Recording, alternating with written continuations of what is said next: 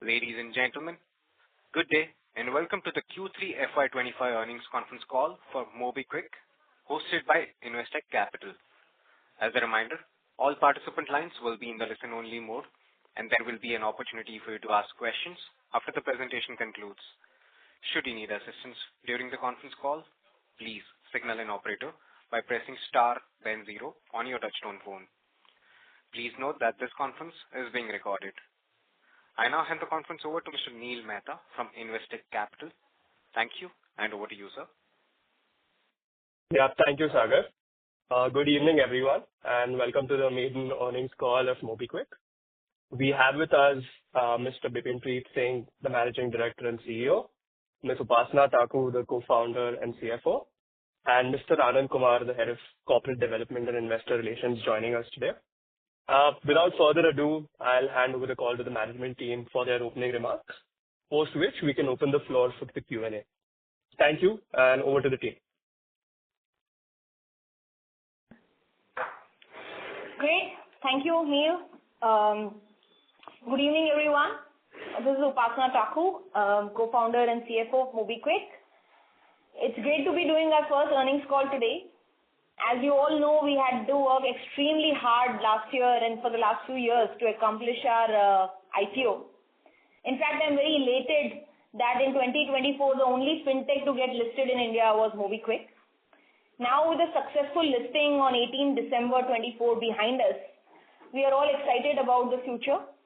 I can tell you one thing, Bipin and I are equally kicked about the India fintech opportunity today as we were in August 2009 when Mobikwik was started. I'll take a few minutes to describe few things about Mobikwik, and then we will definitely answer all of your questions. The first thing I want to talk about is how we work, what we call our DNA. I would like to highlight that without raising any equity, Mobikwik went from 300 crores revenue and negative 100 crore EBITDA in FY21 to about 900 crores in revenue and 37 crore in EBITDA in FY24. That is a 3x revenue growth and a full year of profitability in FY24. This is what we call our DNA, which is chasing profit and growth via frugal innovation. Now, the IPO has given the company access to 572 crores in capital only at the end of 2024. This is definitely the first large equity raise for the company in the last 3.5 years.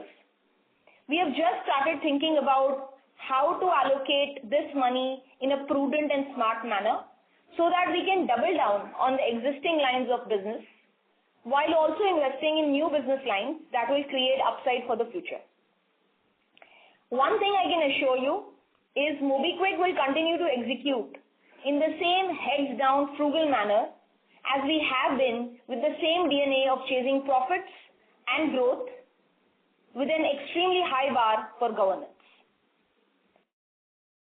To say a few things on the platform side, I'm pleased to inform you today Mobikwik, based on publicly available data, is the largest wallet player in India, is the 5th largest player on the Bharat Bill Payment BBPS system, and 16th player in terms of the UPI. All these numbers are based on GMV.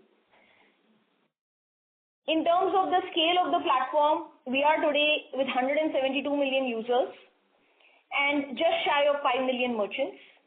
We are adding healthily 5 million users every quarter, approximately 20 million every year. On the merchant side, we are adding about 1 to 1.5 lakh merchants every quarter. And all of this we are doing at industry low CACs. Of course, we know that we are very small on the merchant side, but we are focused on scaling this up because on a long-term basis, we see huge amount of value in building our own merchant network. On the product side, now this is the most exciting thing. Both Bipin and I are product people, so we love working with our product managers and engineers on building innovative new products and features for our users and our merchants.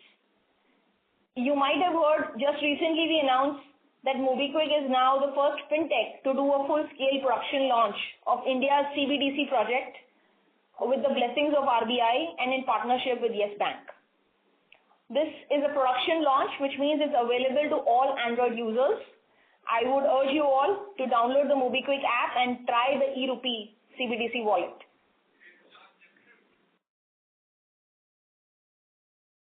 Further on the payment side, we are also focused on scaling up on the UPI side of the business.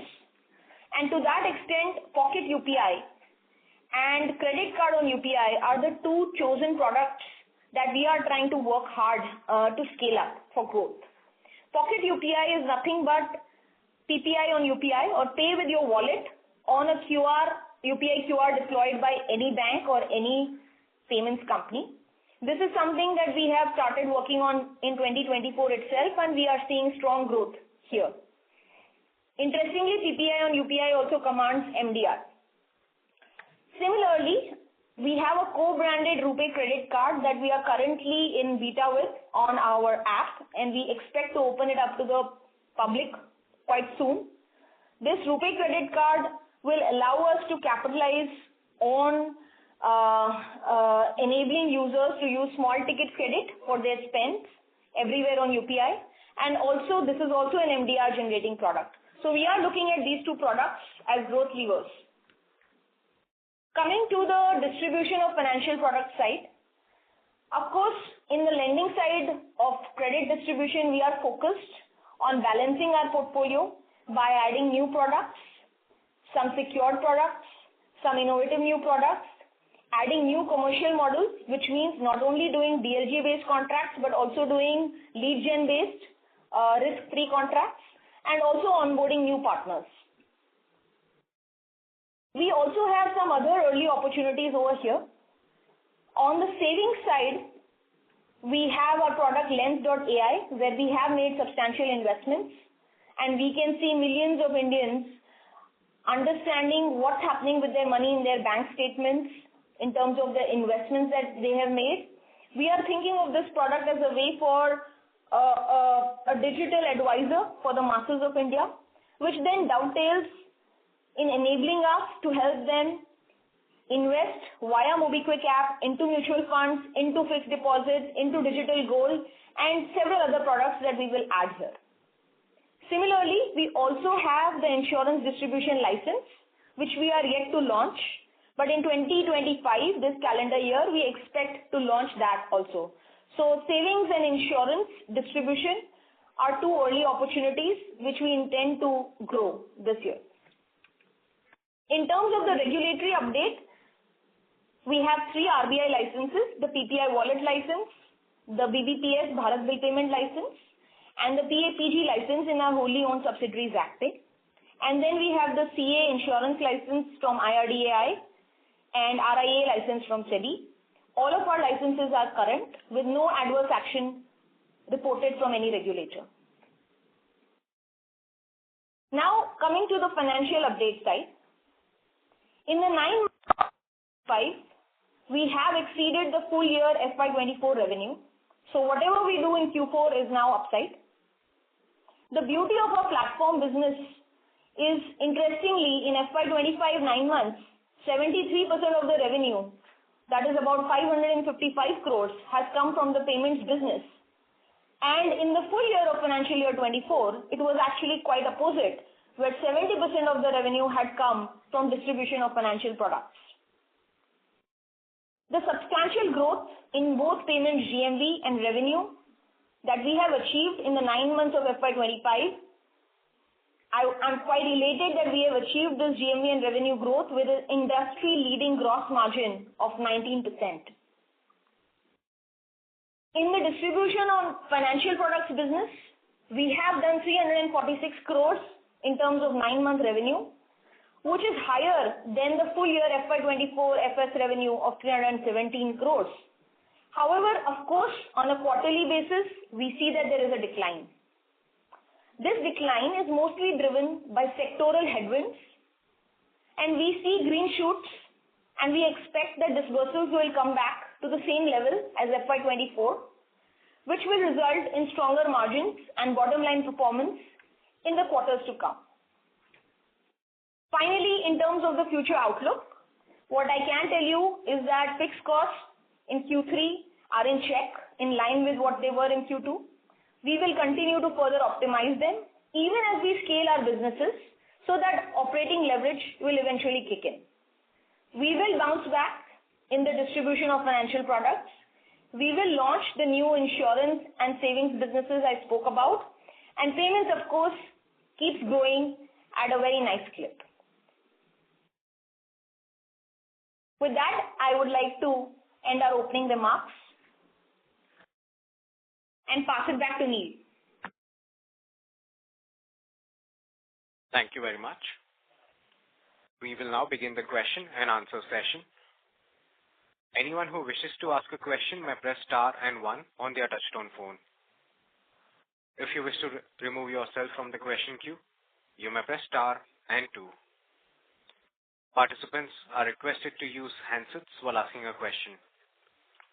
Ladies and gentlemen, we will wait for a moment while the question queue assembles. Again, if you wish to register for questions, please press star and 1 on your touchtone phone.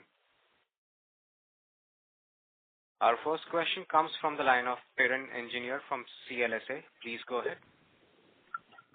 Yeah, hi. Thanks for taking my question and congrats on the listing. My first question really is on your financial services take rate, which has gone up 6% to 10% QOQ. Can you just guide us as to what the drivers of this are? Is it mostly the FLDG agreement, and what is the sort of outlook on this? Hi, am I audible? Yes, sir, you're audible. Yeah, okay.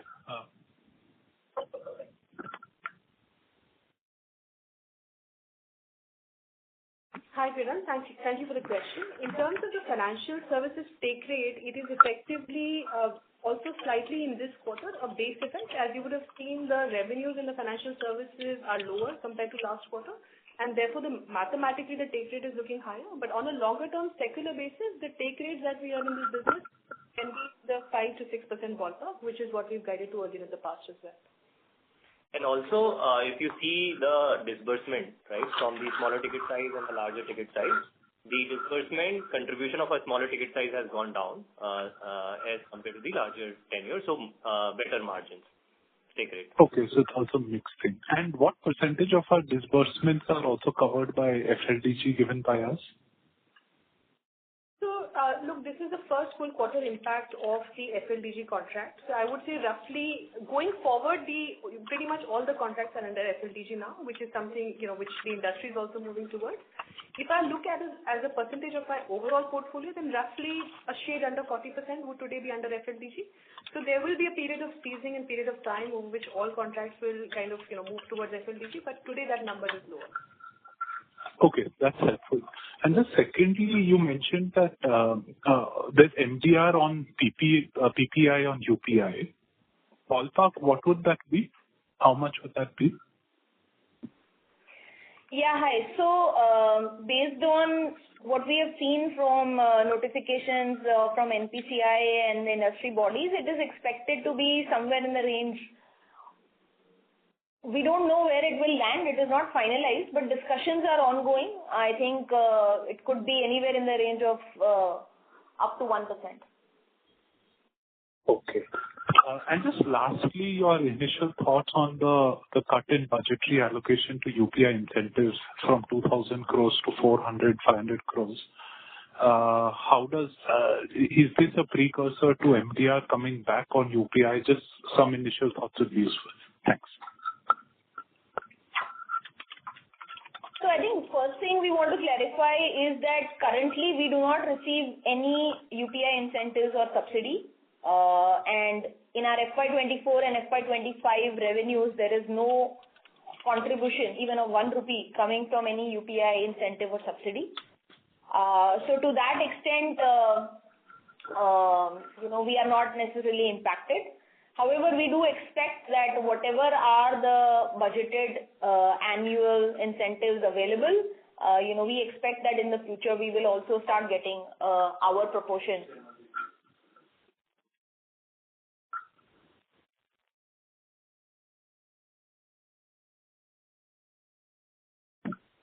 I think just to add to what Upasana is saying, in any case, our projections, our business plan, our business model is really not basing itself on incentives. I think we continue to drive profit growth irrespective of that, and any incentives coming be an upside.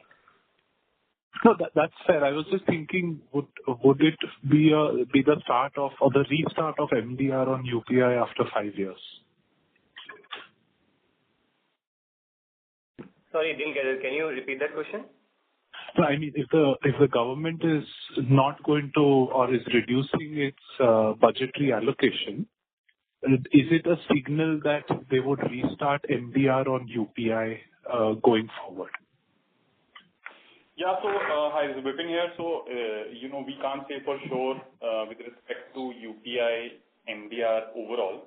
But as you know, today there is MDR applicable on RuPay credit card, which is currently already active in the system, in the UPI system.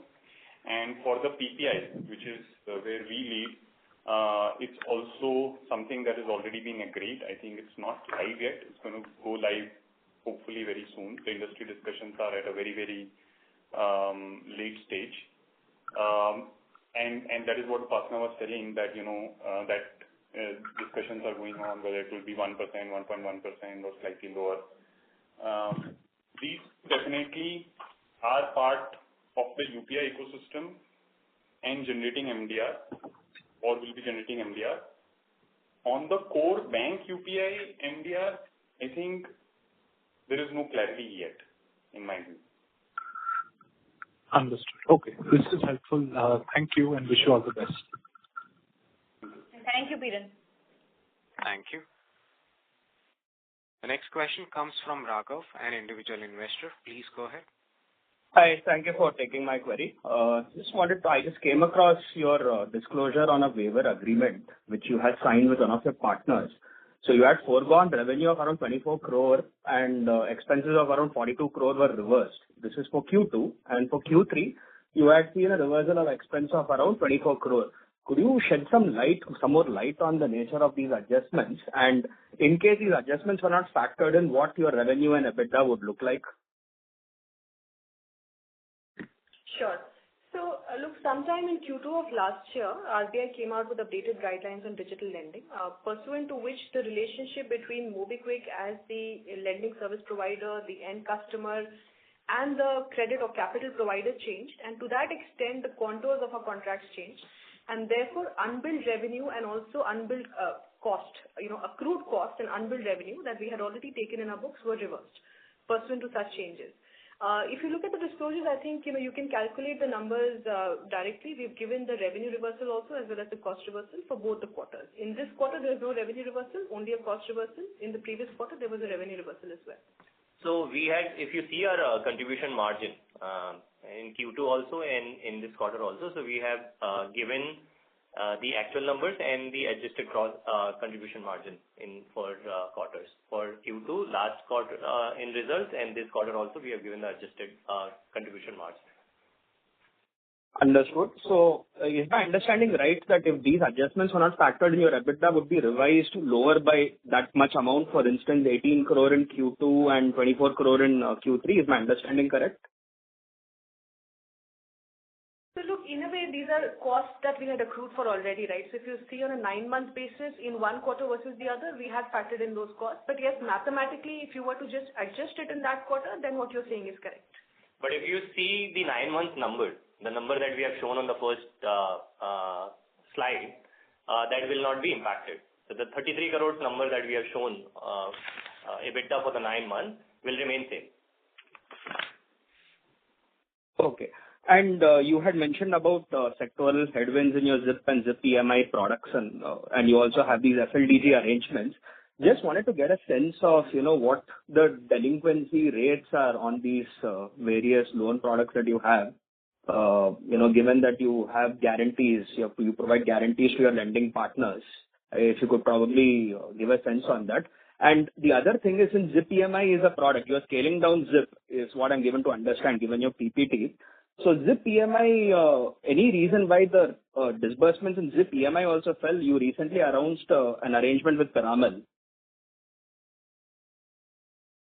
Sure. So let me maybe take your second question first. In terms of the ZIP dispersal, you're right. I think that has fallen, but the focus on scaling back has been more on ZIP and not so much on ZIP EMI. EMI and not so much on ZIP. I think in general, the reason for the scale down is because of the broader environment. And I think if you look at, the unsecured lending space in India, that continues to have a little bit of regulatory softening as well as softening in the market. And, given that we are effectively working with partners who are going slow in this space, consequently for us also the distribution of this product has been slower this time. On your second question, I would say that if you look at a lending related expenses, which is something that we report, then all through last year, if you look at the numbers, again, we've reported these numbers, that expense tended to be in the 3 to 4% range.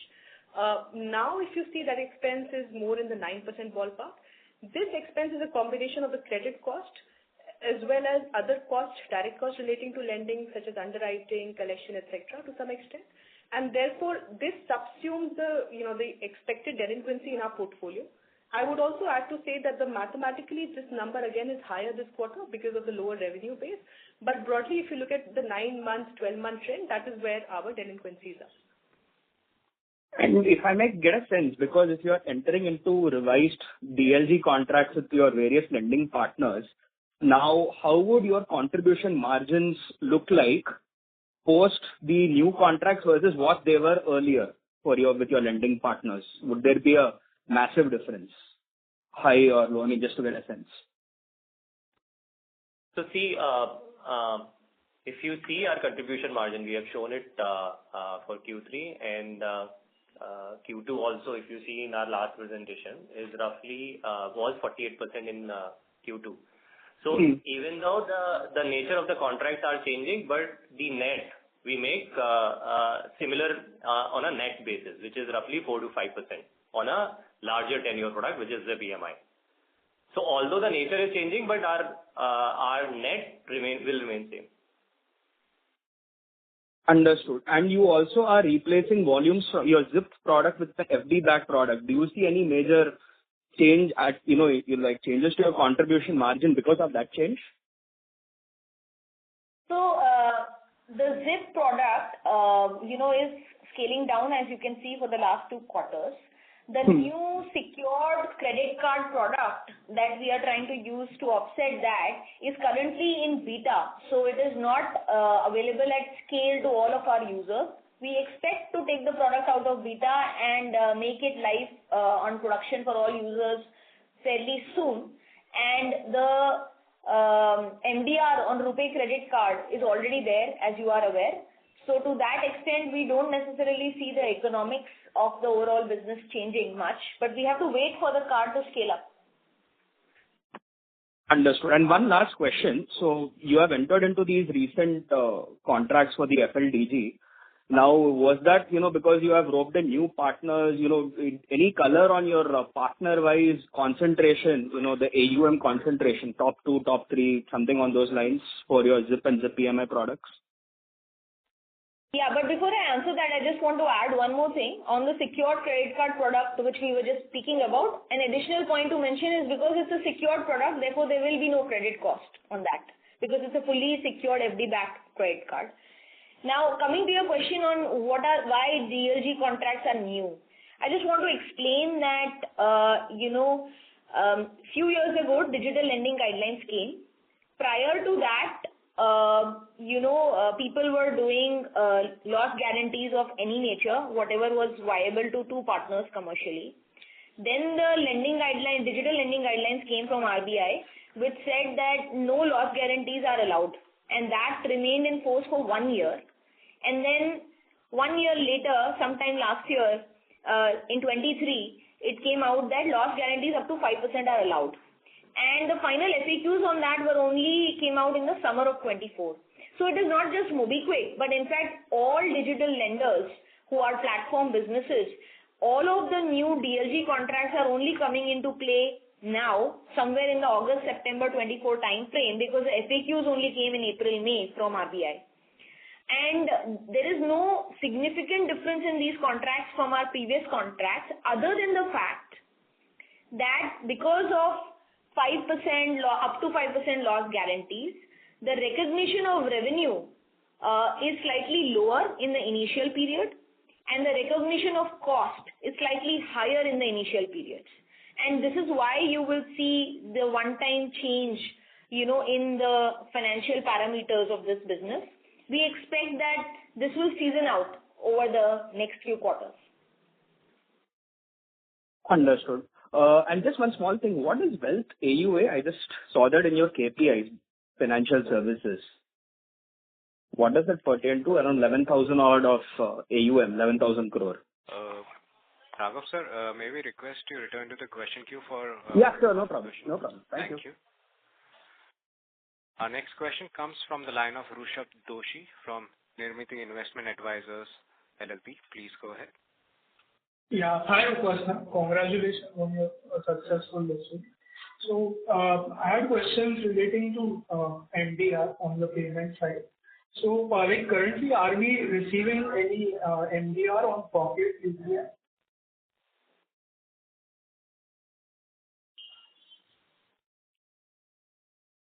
Not yet. We are not currently receiving any MDR on Pocket UPI. So, could you just help me explain, because I had read that NPCI had recommended in 2023, March 2023, that they are starting to allow MDR on PPI using UPI as a transaction method. Yeah. So, hi. So this is Vipin. So, yes. See, there is already, like I said, already an agreement across the ecosystem that there will be an MDR on all UPI transactions, not all UPI transactions, but a subset of UPI transactions, let's say above a certain ticket. 2,000, yeah. So that's again still under discussion. But like a broad parameter which has been agreed is about 2,000 there will be a charge of 1.1% for all P2M transactions. However, I think that is still in the final stages of agreement across the multiple stakeholders, and we do expect that it will become real in a short period of time. Okay. So, Vipin, I just wanted to understand, if we are able to, let's say, charge hypothetically next year an MDR on Pocket UPI, so, how much our mix comes from Pocket UPI versus the normal wallet?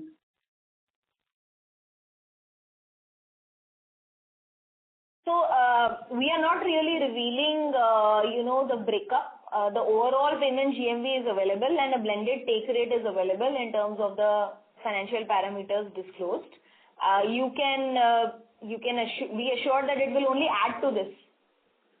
Yeah, and I can say that, broadly, we can directionally tell you that there is a strong push in the ecosystem, in the UPI ecosystem, for usage of PPI. And I'm not sure if you're following the things. And the reason for that is it takes a lot of load away from the core banking system. It's safer from a fraud and a security point of view.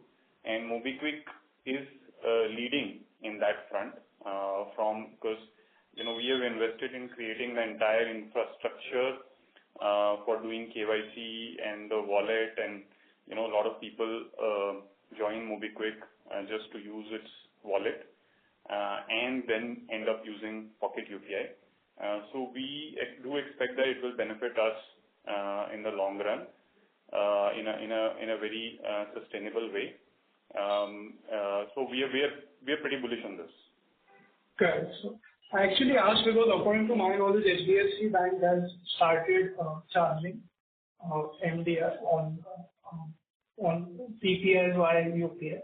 And my second question was that let's say we benefited a lot, after Paytm was forced to shut down their wallet business. So, assuming that they get back their wallet license in 1 or 2 years, whenever that happens, what impact are you expecting? Could our customers switch back?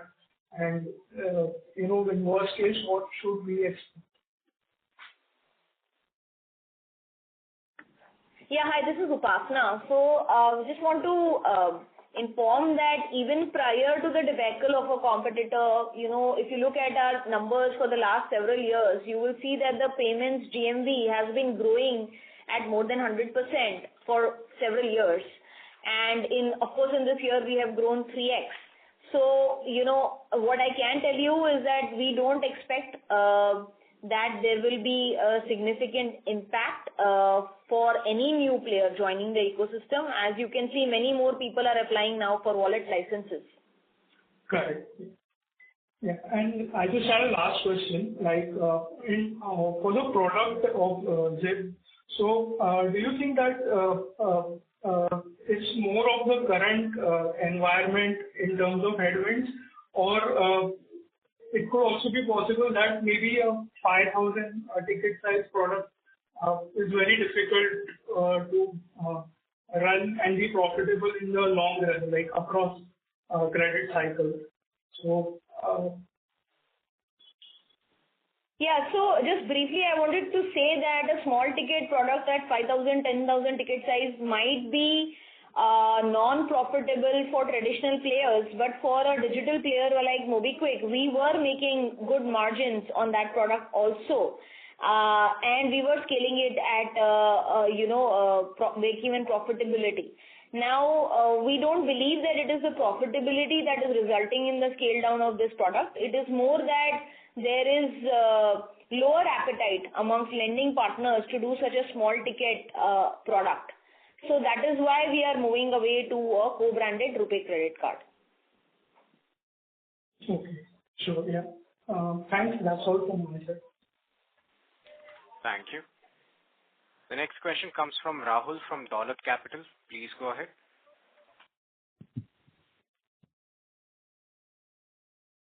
Yeah. Hi, hope my line is audible. So you're sounding a bit muffled. Okay, is this any better? Yes, sir, this is much better. Please go ahead. Yeah, sorry for that. So,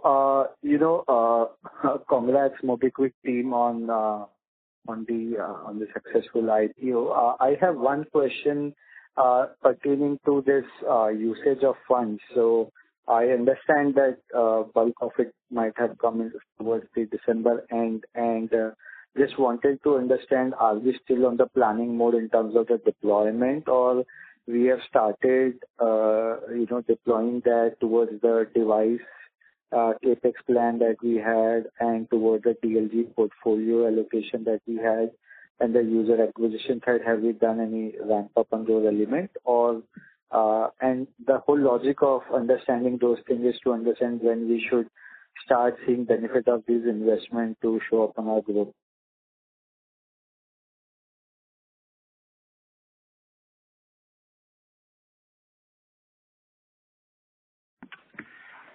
So yeah, I think in terms of the money raised via the IPO, I think that, literally we just completed it at the end of December and we are just 1 month out. So, the capital is not yet deployed per se. Of course, the company has been making investments even prior to the IPO in terms of, how we want to scale up new business lines or new products, and that continues to be the case.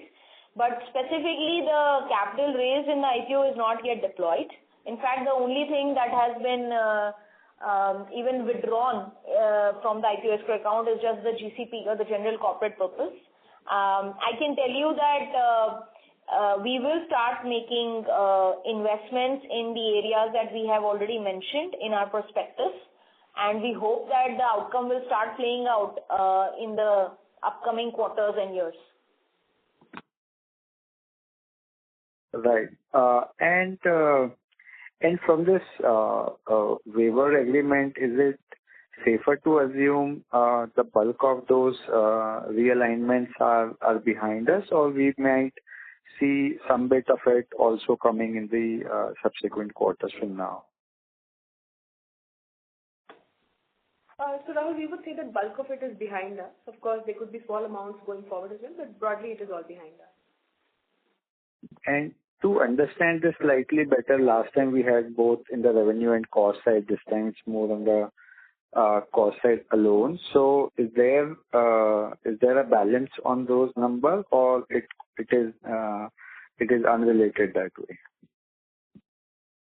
No, so last quarter had revenue impact also because by the time the guidelines had come in, there was unbilled revenue. But after that, of course, the revenue billing itself stopped. So yes, there is no balance as such, but that was the reason for having the revenue also last time. Sure. And in generally, if Upasana or Bipinpreet could talk about how you're seeing the financial services business. There is a certain change in the portfolio overall, both on the EMI as well as JPMI and as well as the ZIP side. And there is a commentary that you have mentioned about how the market looks like. So from a 2 to 3 year perspective from this point, what is the right way to look into this market that from our current base of GMV in that business, what is the right way to think about in terms of growth prospect? Will the DLG, as you said in your comment earlier, would be the way forward, and does the take rates should remain high at double-digit level? Or I think there was another remark that this might come off. So both in terms of GMV growth and take rate on the financial services, colors on that would be of great help. Thank you. So, great question. Let me answer this. This is Bipin. See, long term, we are long on distribution of financial products, if you understand what I mean. In India, there is a huge demand for financial products, and access is limited, especially when you consider people who are living in tier 2, 3 and beyond, because of the limitation of the physical branch network and just the general friction in access to financial products across the masses of India. And these masses are people who, let's say, earn between 2.5 lakhs to 10 lakh rupees or up to 12 lakh rupees. Currently, who are not even going to pay tax as per the latest budget. But the problem is that, these people, we believe, are not necessarily well served when it comes to access of financial products.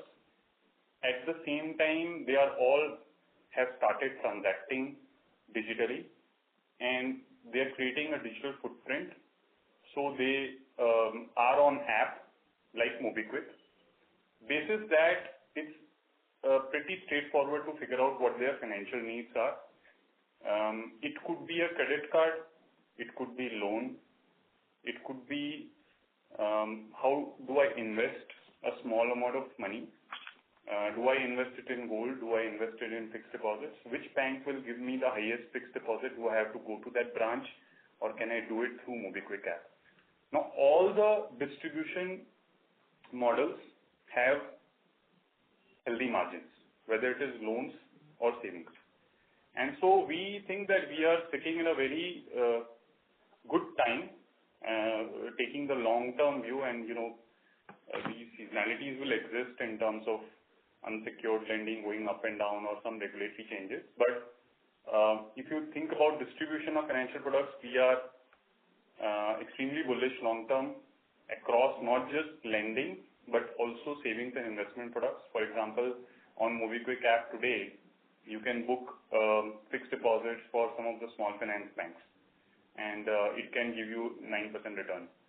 The same thing wouldn't have been available to many customers who wanted this. Otherwise, they will go to only the nearest bank branch or the bank that they bank with. So therefore, this is just one example. But same thing holds true for credit cards, which we talked about, where especially being married with UPI, credit cards can take off and will take off, RuPay credit cards. And so we have a play there as well in terms of our distribution partnership with banks. So I think we are, what I'm trying to say is that long term we are very bullish, and I think the margins will always be there because as a DSA model has always existed in India, what we are doing is we are becoming like a digital DSA for multiple financial products for the Indian masses. The users come in and use our wallet, use our UPI, and then we help them understand what they need and help them distribute these financial products. And this is what the base model of Mobikwik is, which I think is going to continue for many, many years.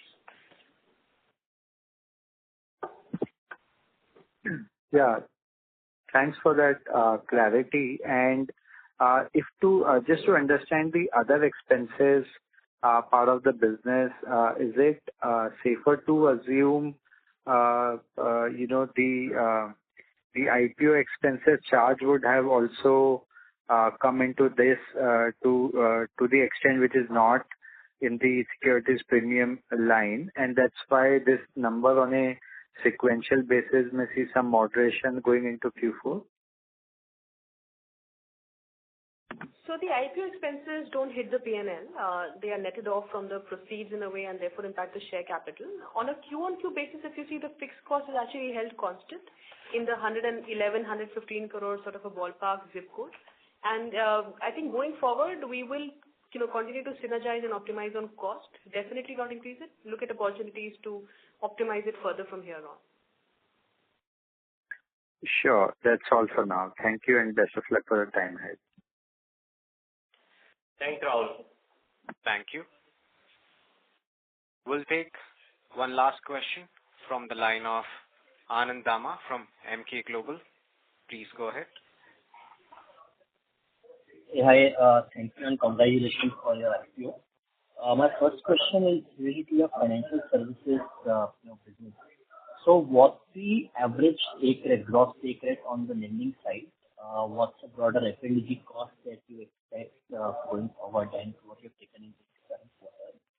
And apart from the lending business, so I think you have a very AUM as well, right? So what's the broader take rate in that business, be it insurance or any other product distribution? Yeah, Anand, I'll take that question. So on the ZIP EMI product, okay, so our gross take rate is around 11%. Okay, and against that, we have credit cost, we have underwriting cost, we have collection cost, we have marketing cost, right? So you add all these costs, so we make roughly 4 to 5% as a net.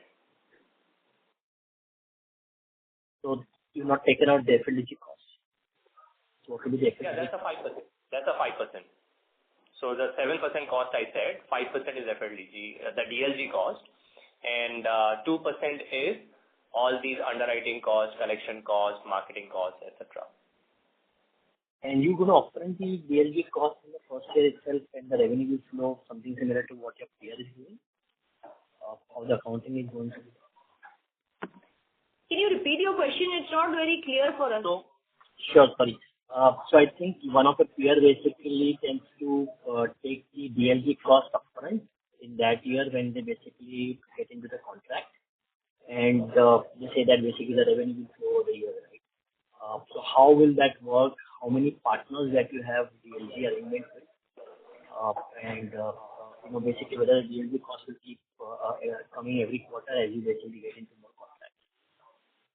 So as Komal highlighted earlier, like to your question, how many partners that we are doing DLG to, Komal already addressed that earlier. Around 40% we have moved it to the DLG model, and majority of the cost is basically built in upfront. In the DLG model. Sure. And is it possible for you to share the MTU for your payment business, and also why your customer acquisition cost is going up on a quarter-on-quarter basis? So see, on your second question, why the customer acquisition cost? So if you look at our customer acquisition cost and you compare it with other new age players, our customer acquisition cost is very, very smaller as compared to the other players, right? So there will be marginally up and down of 4-5 rupees. Like if you see our last quarter was roughly around 34, this quarter is like 37. So 4-5 rupees cost will go up and down, because if you see the main tool that we use to acquire new users is basically Google AdWords, etc. and there are multiple factors like currency fluctuation, etc. also comes into picture, right? So those 4-5 rupees up and down will always be there. But if you compare our customer acquisition cost versus other players in the market, it's very low. Sure.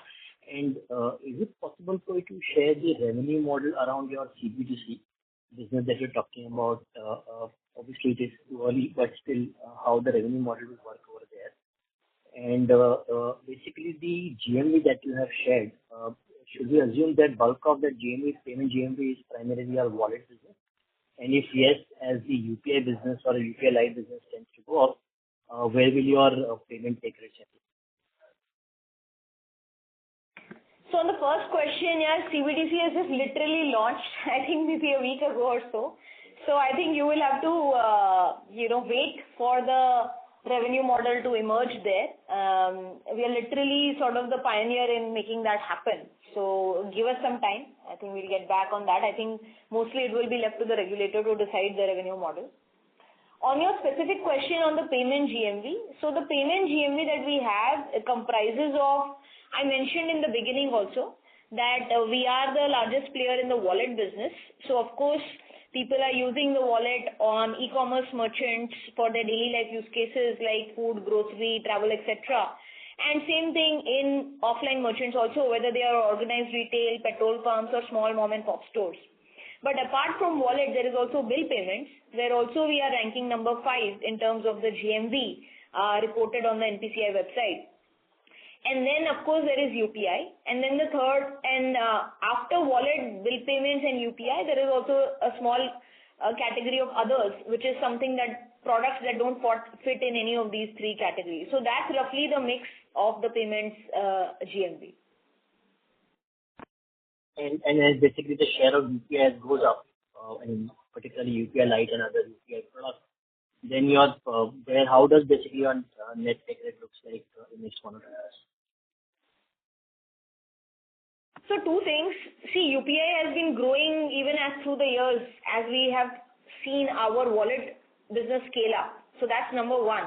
So in the last few years, it's not as if UPI was not growing. It was growing at a much faster clip, but even so, we were able to scale up our wallet business. Secondly, to answer your question with regard to UPI Lite, etc., I think the UPI Lite has very small limits in terms of per transaction value and daily limits. And also, it still hits the bank account of the user. And, all of us that are on the call, we are very comfortable using bank UPI because we are not using our main savings account for our daily life UPI payments. And thereby, our main bank balance is always protected because we are not entering our main bank's PIN. We are using a secondary bank account for UPI. That is not the case for most of India. They cannot afford 2 bank accounts and maintain average balances in both of them. Most Indians, masses, they have a single bank account. So it is actually very risky for them to enter their bank PIN for every 50-100 rupee transaction.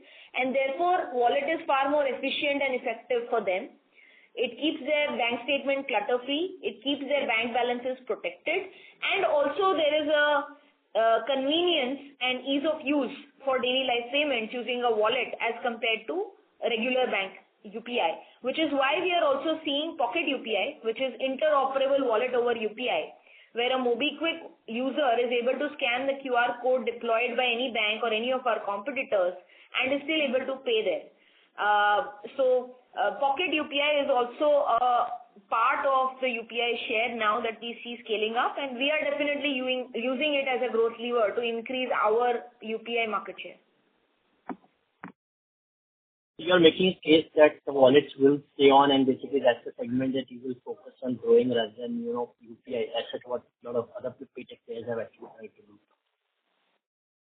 So most definitely, wallets are here to stay. In fact, very recently, I think there was an article in the Economic Times showcasing how wallet is back. Of course, it's a far more powerful payment instrument because when you are using UPI, you are essentially reliant on the debit or savings balance in your bank account, much like a debit card.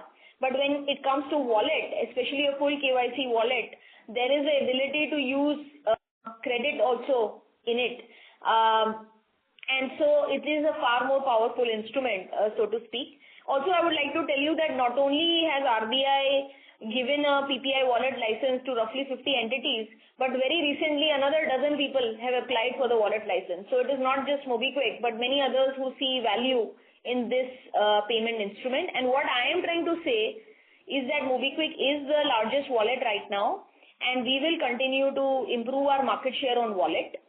Of course, we understand that UPI is a much larger market, and there we are coming from behind, but I showcased the two innovative products that we have, which are very differentiated from vanilla UPI. First being the RuPay credit card, and second being Pocket UPI.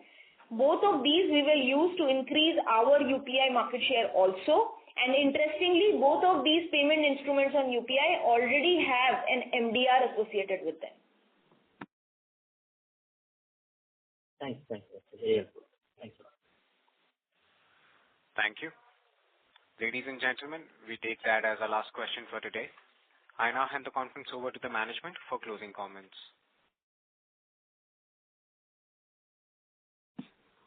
Thank you everyone for joining our conference call today. For any follow-on questions, please feel free to reach out to our IR team, and we look forward to speaking to you again next quarter. Thank you. Thank you. On behalf of Investec Capital, that concludes this conference. Thank you all for joining us. You may now disconnect your lines.